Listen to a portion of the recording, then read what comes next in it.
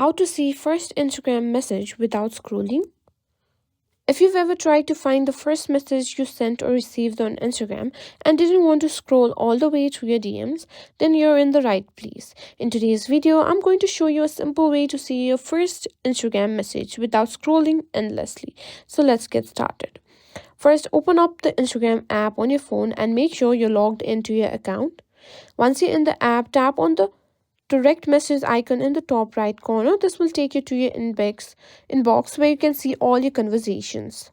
Now, if you want to find the first message from a specific person, you don't have to scroll through the entire chat history. Simply tap on the person's inbox and go here. And here you can see the search bar. Now, what you need to do is simply type in the chat that you might have sent for the first time to the person. For example, let's see, hello is the first thing that you see it. Now here you can find all the options that you've sent on the hello,